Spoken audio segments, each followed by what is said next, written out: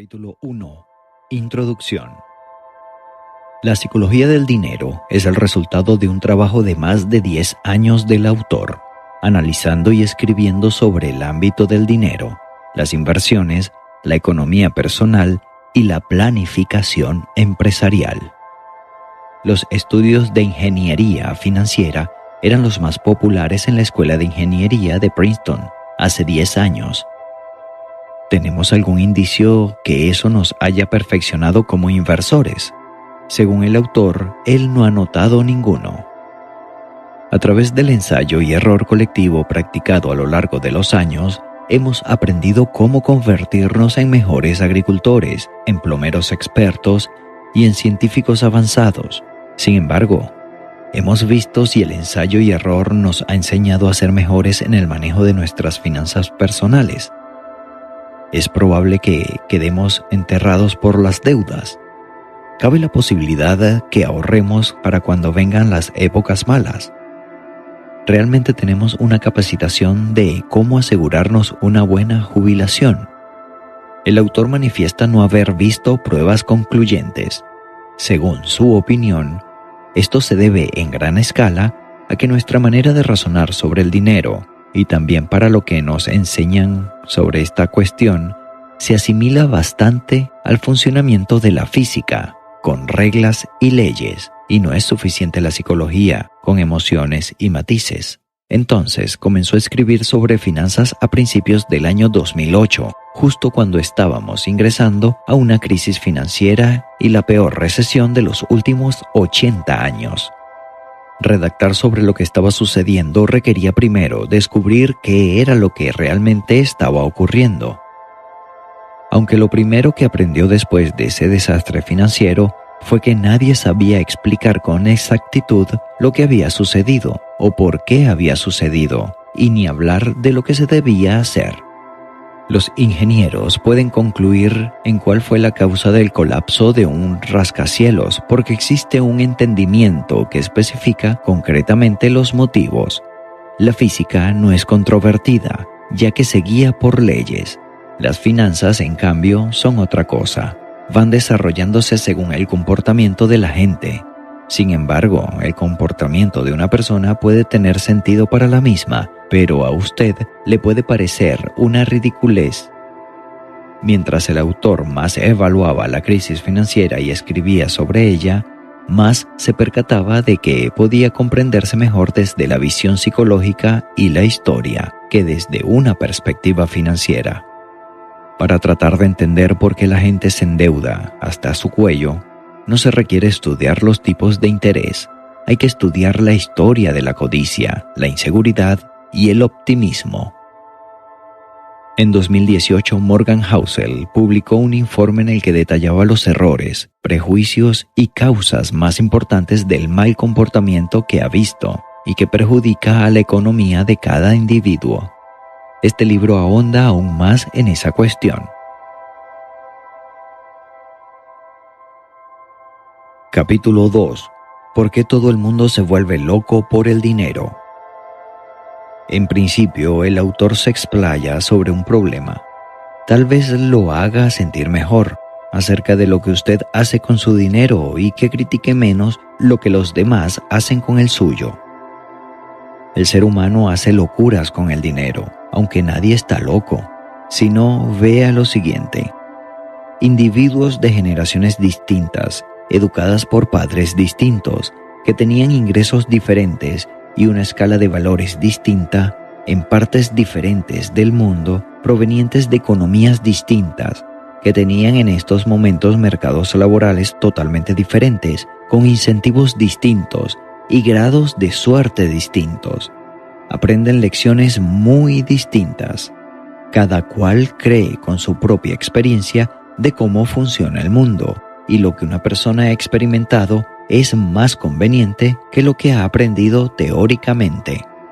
Por lo tanto, todos nosotros, usted, yo y todo el mundo, nos desenvolvemos por la vida con ideas ya fijadas acerca de cómo funciona el dinero, y estas van variando considerablemente entre unos y otros.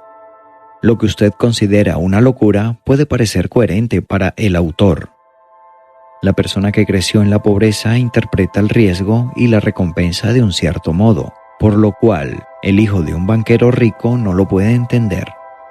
El individuo que creció cuando la inflación era alta tuvo una situación por lo cual el individuo que creció con precios estables nunca lo tuvo que vivir.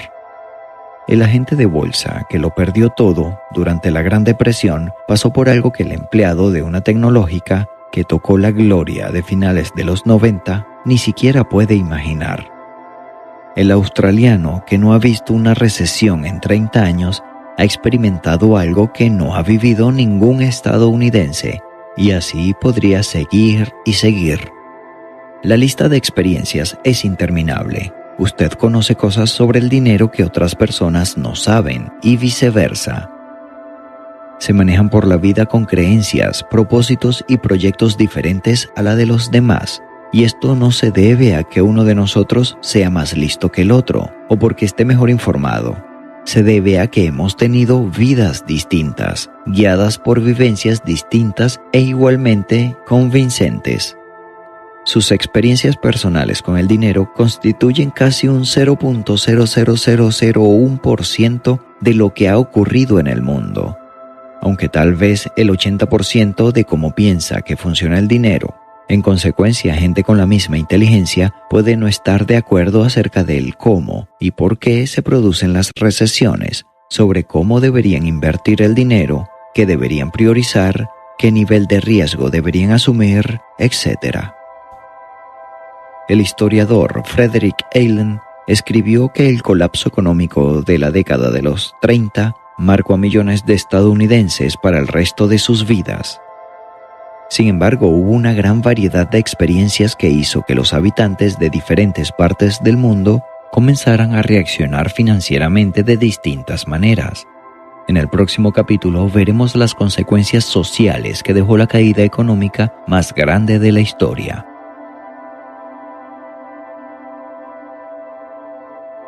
Capítulo 3. ¿Qué significó para mucha gente la crisis mundial de 1929? La mayor crisis económica en Estados Unidos de los últimos 100 años y de las peores a nivel mundial se la conoce como la Gran Depresión. Este colapso financiero fue perjudicando tanto a economías desarrolladas como emergentes. En Estados Unidos, entre 1929 y 1933, el ingreso real se desplomó un 36%, la producción industrial se redujo a la mitad, el desempleo llegó a tocar el 25% y los precios se precipitaron entre un 25 y 33%, causando lo que se conoce como la deflación. En este periodo, unos 9.000 bancos cesaron sus operaciones, lo que representaba casi el 40% de estas instituciones en actividad en 1929. Al ver que algunos bancos quebraban, la gente entró en pánico a inicios de los años 30 y corrían a sacar sus ahorros de estas instituciones financieras, provocando así una gran contracción de la oferta monetaria, la caída del ingreso y los precios, poniéndole más leña al fuego a la recesión. El cierre de algunos bancos se trasladó a otros bancos a través del pánico, pero también porque dichos bancos tenían que salir a buscar liquidez vendiendo sus activos a precios de remate, provocando el deterioro patrimonial de otras instituciones financieras que tenían en su poder los mismos activos.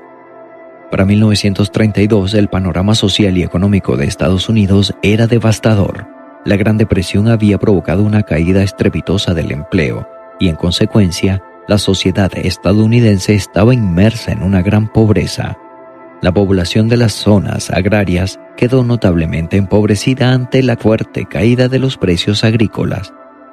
La crisis económica se extendió a Europa y muchos países optaron por regímenes totalitarios para superar la terrible situación financiera. En cambio, Estados Unidos eligió al presidente Franklin Delano Roosevelt, que contaba con un programa con medidas para reactivar la economía. Pero la experiencia de quienes vivieron en esos años condicionó su modo de pensar económicamente. Hubo muchos que sufrieron una pérdida casi total hombres de negocios que veían cómo su fortuna se esfumaba. Familias enteras conocieron la miseria en primera persona. Campesinos tuvieron que emigrar a las urbes para buscar empleo. Muchos tuvieron que vivir de los subsidios del Estado. Sin embargo, hubo un amplio abanico de experiencias y el alivio económico no llegó en un corto plazo, sino que en Norteamérica recién vería un puente social entrada la Segunda Guerra Mundial. El autor remarca que no tiene las consecuencias emocionales de quienes vivieron en primera persona todo ese periodo, y la persona que pasó por aquella experiencia no puede entender por qué alguien como él puede tener una visión tan despreocupada de cosas como invertir en acciones. Está claro que las personas de distintas generaciones ven al mundo desde perspectivas diferentes. La crisis económica dejó una población muy sufrida económicamente y que no tomará sus decisiones financieras sin tener algún temor o preocupación por lo que sorpresivamente pueda llegar a suceder. Capítulo 4. Hay también muchas formas de considerar un empleo según la experiencia personal. La vida económica de una persona gira también de acuerdo con sus posibilidades laborales, y cada determinación que un individuo toma con respecto al dinero puede justificarse, además dependiendo del empleo, los ingresos y el fruto que tenga en ese trabajo.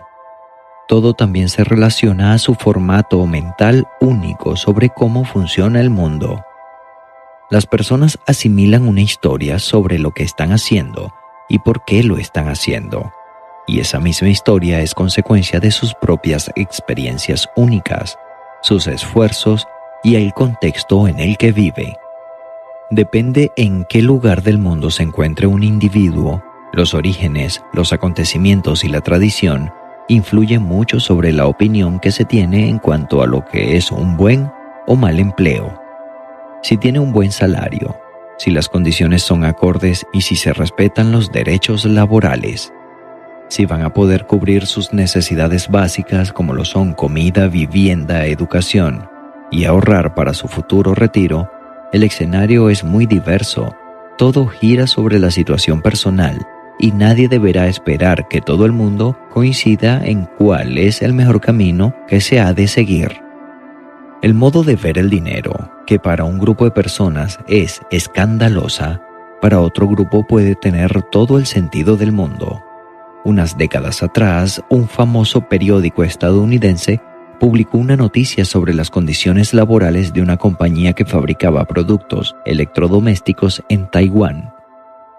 En la nota periodística se resaltaba que la situación de trabajo era horrible.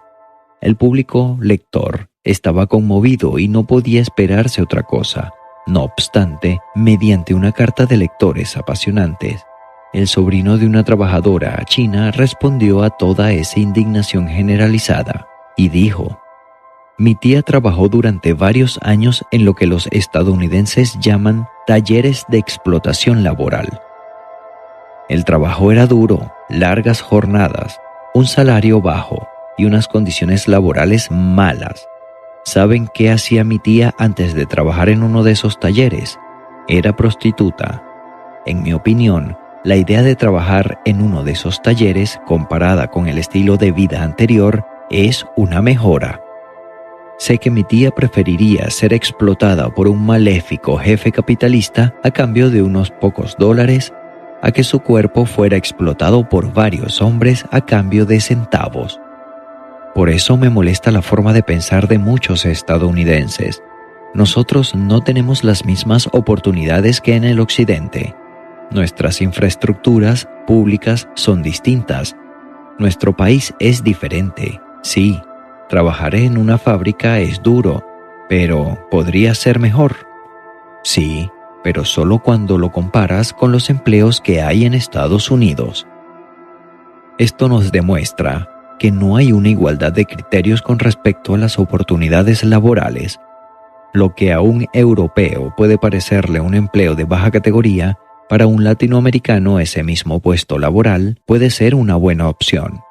Es muy común que en países como Estados Unidos o los que conforman la Unión Europea, se necesitan inmigrantes para cubrir vacantes en muchos trabajos que sus mismos habitantes lo consideran malos, mientras los salarios que se pagan pueden ser considerados de la misma manera. Capítulo 5.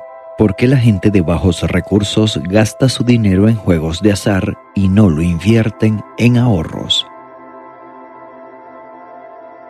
Los estadounidenses destinan más dinero a juegos de lotería de lo que gastan en conjunto en entradas de cine, música, eventos deportivos y libros. ¿Y cuál es la franja social que más invierte en los juegos de azar? Mayoritariamente gente pobre. Las familias con menos ingresos de Norteamérica gastan en promedio $412 al año en sorteos de la lotería, cuadriplicando lo que gastan los hogares de ingresos más altos. Un estudio reveló que el 40% de los estadounidenses no cuentan con $400 ahorrados para ser utilizados en caso de emergencia. Esto quiere decir que quienes apuestan a la lotería invirtiendo $400 son casi las mismas personas que dicen que no pueden tener $400 de reserva para un caso fortuito. Sin tenerlo en cuenta, estos individuos están arruinando su sistema de seguridad al poner dinero en un método que tiene una probabilidad de 1 entre millones de que les toque el premio máximo. A mucha gente esto le parece una locura.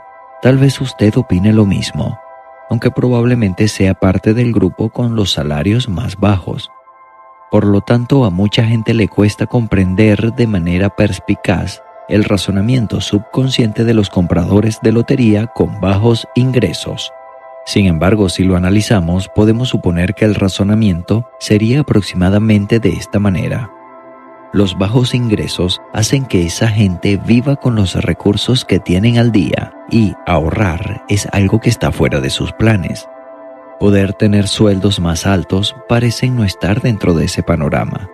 Para ellos, unas buenas vacaciones, un auto nuevo, un seguro médico o una casa en un barrio seguro no está dentro de las posibilidades. No pueden enviar a sus hijos a la universidad, salvo que se endeuden hasta el cuello. Cuando el autor le preguntó a un psicólogo social por qué los pobres tienen esta forma de vivir con su dinero, el profesional le explicó que gran parte de las cosas que la gente con buenos ingresos ve, la gente que también lee libros de finanza o bien ya tienen o poseen una gran probabilidad de tenerlo, esa gente no las tiene. Jugar a la lotería es el único momento de sus vidas en el que pueden contar entre sus manos con un sueño tangible de conseguir todas esas cosas buenas que otra parte de la sociedad ya las tiene. Esa parte que considera a esas cosas como normales. Es como que ellos están pagando por un sueño y el resto tal vez no lo comprenda porque ya están viviendo ese sueño. Por eso gastan más en loterías que los demás. Sin embargo, no hay que estar de acuerdo con ese razonamiento. Gastar dinero en apuestas de la lotería cuando no tienes suficientes recursos sigue siendo una mala idea, pero en cierto modo el autor entiende por qué la gente sigue usando su dinero en eso, y esa idea le parece una locura. Capítulo 6. ¿Cómo sería entonces la mejor manera de administrar el dinero en nuestras vidas y no equivocarnos? Si bien los perros fueron adiestrados hace miles de años, todavía conservan algunos genes de sus ancestros salvajes. Con todo, aquí nos encontramos nosotros, ya con entre 20 y 50 años de estar viviendo dentro del sistema financiero moderno, con la expectativa de estar perfectamente acostumbrados a él, para una cuestión que está tan influenciada por las emociones frente a los hechos, esto es un problema. Y nos da la pauta para comprender por qué no siempre hacemos lo que se calcula que deberíamos hacer con el dinero. Todos hacemos locuras con el dinero, ya que somos todos relativamente nuevos en este juego, y lo que más parece una locura para usted puede tener todo el sentido del mundo para mí. Entonces nadie está loco. tomamos decisiones basándonos en nuestras experiencias únicas que tienen sentido en un momento dado. ¿Cómo genera y administra una persona trabajadora a su dinero? La vida productiva de un ser humano está compuesta por dos etapas. Durante la niñez y la juventud, la persona se prepara académicamente para una carrera profesional. Luego llega esta etapa en el mercado laboral. En sus primeros trabajos, buscará afianzarse en la efectividad e ir sentando las bases para luego ir escalando posiciones. Se supone que su salario servirá para independizarse, cubrir la renta de una propiedad y conseguir una vivienda, ahorrar para la compra de un automóvil y, si encuentra una pareja estable, formar una familia. Este primer periodo en lo laboral sirve también para comenzar su historial crediticio con las instituciones financieras para luego obtener un crédito hipotecario para su propia casa. La segunda etapa es cuando ya está laboralmente fijo. Si encontró un buen empleo, este le dará oportunidades de crecimiento y la permanencia por años en el mismo significará una remuneración suficiente para vivir y ahorrar. Es hora entonces de ir por una casa propia con la ayuda de una hipoteca bancaria. En Estados Unidos es también el periodo en el que la gente piensa en su futuro, cuando ya se retire laboralmente. Entonces abrirá una cuenta de fondos de pensión individual que irá colocando dinero para que, en 30 años, éste le dé un buen salario, aparte de lo que va a corresponder si aporta a la seguridad social. Muchas generaciones de norteamericanos tenían en su mente que, mientras tenían la fuerza suficiente para trabajar, se esforzarían para juntar la mayor cantidad de dinero para su futura pensión. De esta manera, cuando llegaba la hora de retirarse, tenía una abultada cantidad en su cuenta y era el momento de disfrutar el esfuerzo de tantos años.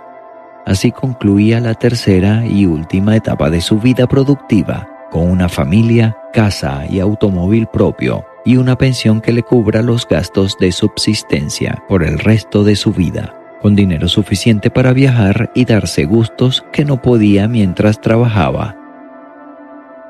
Este fue el estándar de la vida de varias generaciones en los Estados Unidos y Europa, países con economías sólidas y en crecimiento donde tienen un abanico de oportunidades.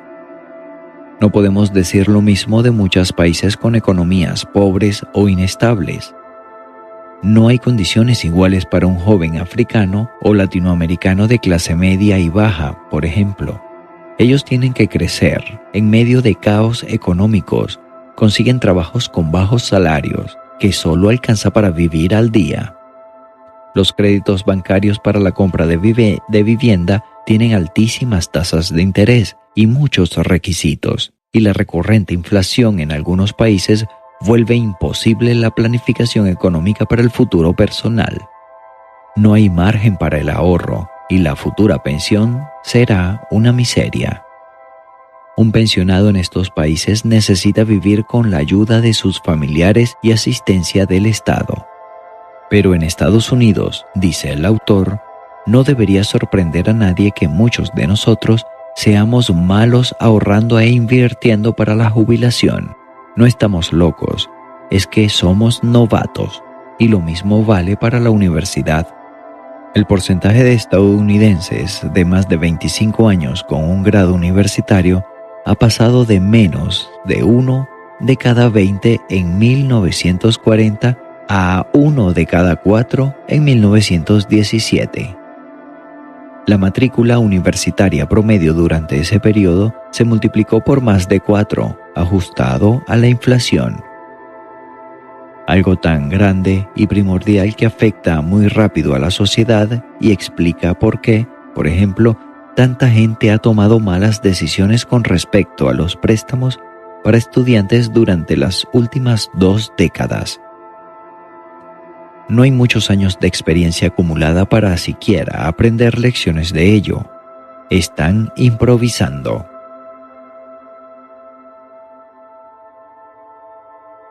Capítulo 7. ¿Cómo hacen los ricos para acumular dinero? Hay muchas formas de hacerse rico. De hecho, hay muchos manuales de economía popular que tienen recetas de cómo hacerlo. Sin embargo, no solo hay que hacerse rico, sino también mantenerse rico. Y es ahí donde entra una mezcla de ahorro y obsesión. El autor mencionaba la historia de Jesse Livermore, uno de los más astutos operadores de bolsa de todos los tiempos. Jesse aprovechó la caída del mercado de valores en 1929, ganando $100 millones en ese lapso. Entusiasmado por esto, se llenó de confianza e hizo apuestas mayores en varias oportunidades. Ese riesgo encontró el desastre ante su vista, endeudándose más y terminó perdiendo todo en el mercado de valores. Se suicidó en 1940. Jesse era muy bueno para acumular dinero y hacerse rico rápidamente, pero totalmente incapaz para conservarse rico. Explicar cómo obtener dinero y conservarlo es tan difícil que se necesita un conjunto diferente de habilidades. Para llegar a ser millonario se deben tomar riesgos, ser optimista y colocar dinero donde sea obvio que rinda. Por otro lado, tener la habilidad de mantenerse rico requiere la fuerza del ahorro y una buena mente obsesiva. El autor se refiere al éxito del dinero usando una sola palabra: supervivencia. Sobrevivir lo suficiente y no ser derribado es crucial para permitir que la composición haga su magia. Considera que tener unas reservas de dinero líquido suficiente es importante para todo esto, ya que impide que se esté forzando a desprenderse de esas acciones cuando el mercado está en baja y da lugar a la capitalización para obtener resultados positivos a largo plazo. Es muy utópico pensar que hay una fórmula eficaz que todos puedan seguir y así acumular riqueza, ya que además de la saciedad y las oportunidades, depende mucho también del contexto y los tiempos. Una publicación sobre economía entrevistó a Bill Gross, el reconocido agente de bonos, en 1919. Gross admite que probablemente no estaría donde está hoy en día si hubiera nacido una década antes o después. La escalada de Gross coincidió casi a la perfección con una caída generacional de los tipos de interés que dio un impulso a los precios de los bonos. Algo así no afecta solo a las oportunidades con las que te encuentras, también afecta a lo que pienses sobre esas oportunidades cuando se te presentan. Para Gross, los bonos eran máquinas de generar riqueza. En cambio, para la generación de su padre, que sufrió una inflación más alta en su juventud, probablemente los bonos serían considerados destructores de riqueza. Capítulo 8. Porque hay gente que le va muy bien invirtiendo en acciones. En el imaginario de muchas personas hay una creencia que invertir en acciones de empresas es tener el éxito asegurado. Existe por un lado una escasa información sobre el mundo del mercado de valores y por otro lado un montón de intereses capitalistas que operan junto a muchos medios de comunicación para provocar variaciones en los precios a su favor. Esto hace que el mercado de valores sea más parecido a una mesa de apuestas que a una inversión con retorno asegurado. El hecho que haya personas con mucha suerte y que le vaya bien con sus inversiones en la bolsa es porque tiene una forma de pensar diferente a los demás. Una persona que compra acciones de una empresa y ésta no genera rendimientos a corto plazo, comienza a perder paciencia y entra en pánico. Entonces vende esas acciones a precio más bajo de lo que las compró y perdió parte de su dinero. A diferencia de los que saben ganar dinero en el mercado, un buen inversor lo hace a largo plazo. Espera a que esos papeles vuelvan a ganar protagonismo y que tenga un repunte considerable. Los buenos inversores son los que no se desesperan ante una baja en la cotización. Ellos apuestan generalmente a largo plazo. Pero también existe otro factor que puede hacer que una acción se dispare de un día para otro, gracias a otros factores inesperados. Esto es lo que se denomina vientos de cola o eventos de cola, y son hechos que suceden a razón de 1 a 1 millón de eventos, que tiene el poder suficiente para impulsar la mayoría de las ganancias en la bolsa de valores de Wall Street. Todo lo que es enormemente rentable, influyente y famoso es el resultado de un evento final. Esos vientos de cola potencian todo en la comercialización y la inversión. El autor no tiene ninguna duda de que esta idea se inspiró en el principio de Pareto, donde el 80% de los resultados son el resultado del 20% de las entradas. Veamos algunos ejemplos. En la bolsa de valores, casi todas las compañías que cotizan sus acciones son fraudes, mientras que solo una reducida minoría genera todas las ganancias del mercado. En la situación de Amazon, por ejemplo, sus mayores ingresos provienen generalmente de Amazon Web Service y Amazon Prime. Otro caso es Apple, donde su producto estrella, iPhone, es el causante de la enorme mayoría de su éxito. En el tercer trimestre de este año fiscal, el iPhone representó el 44% de la facturación total de la empresa. Desde el 2020, las empresas tecnológicas y los laboratorios obtuvieron impresionantes ganancias debido a la pandemia. Han llegado a cuatriplicar sus utilidades y, por lógica, el precio de sus acciones se elevó considerablemente. Enhorabuena para los que poseían acciones de esas compañías porque han cosechado grandes dividendos.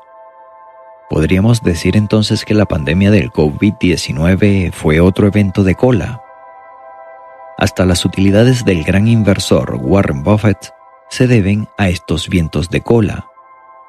En una reunión con empresarios en 2013, Buffett manifestó que durante su vida poseía entre 400 y 500 diferentes acciones de empresas, pero que ganaban la mayor parte de su dinero con solo 10 de ellas.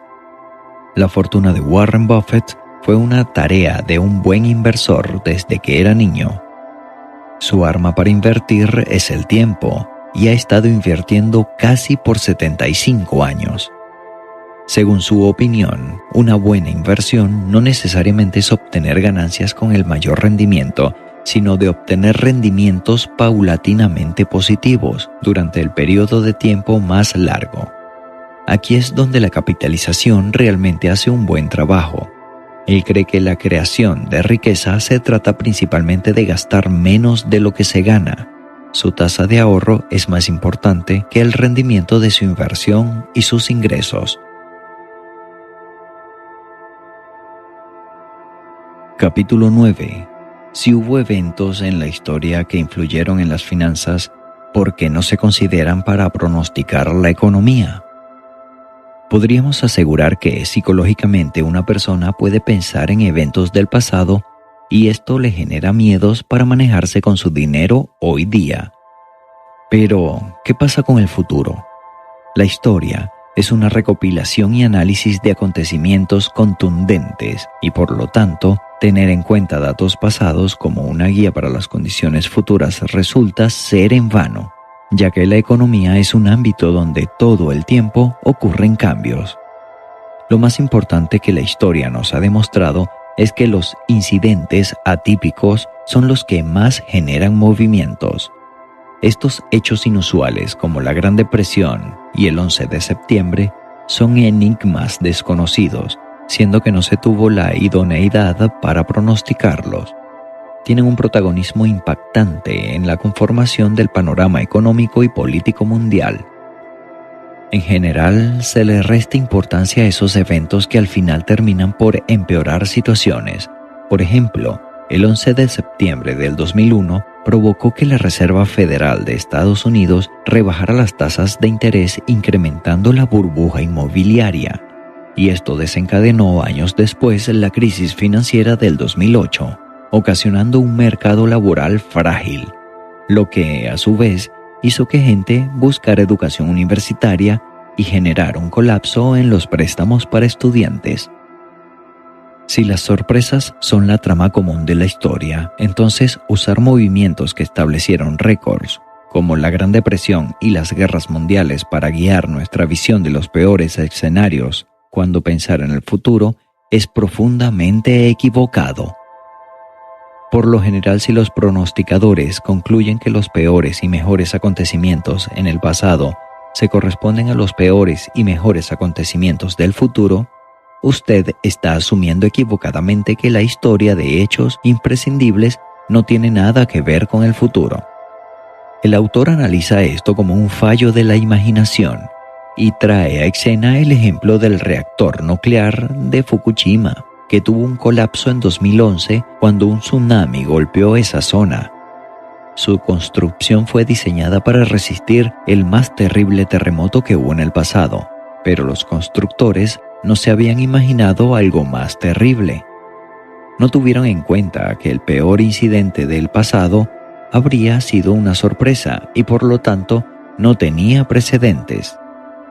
En vez de usar el pasado como prevención de escenarios futuros, deberíamos usar la historia de las sorpresas como una admisión de que no tenemos idea de lo que sucederá a continuación. En consecuencia, el autor manifiesta que no necesitamos una razón en especial para ahorrar. Los ahorros pueden ser sencillamente una protección contra la capacidad inevitable de la vida de sorprenderlo en el peor momento posible. Los cambios sistemáticos en la economía hacen de la historia una mala consejera para el futuro. Para finalizar, hay otro inconveniente con la utilización de la historia como referente para el futuro. En otras palabras, la historia no detalla los cambios estructurales que son muy importantes hoy. Por ejemplo, el S&P 500 no incluyó finanzas hasta 1977 y la tecnología existía hace 50 años. Además, existen diferencias en la contabilidad y la liquidez del mercado. El autor hace referencia a un libro que él había adquirido siendo adolescente que mostraba fórmulas matemáticas sobre cómo ganar dinero en el mercado de valores, pero pocas de ellas funcionaban. Cada vez que se actualizaba ese libro, se excluían las viejas fórmulas y se reemplazaban por otras nuevas, y eso significaba que las viejas técnicas ya no funcionaban. El motivo era que la información resulta ser más accesible gracias a una mayor tecnología, lo que provoca una irregularidad y disparidad que se distancia rápidamente de la competencia. En consecuencia, una fórmula que ofrece ganancias positivas de los mercados solo funcionará durante un corto periodo de tiempo antes de que los inversores se den cuenta y eliminen los rendimientos excedentes. Las economías, los negocios y los mercados de valores evolucionan. Las cosas cambian constantemente. Lo que funciona en un periodo no funcionará en otro. Como regla, muestra que cuanto más atrás en la historia mires, más probable es que estés examinando un mundo que ya no se aplica a la actualidad.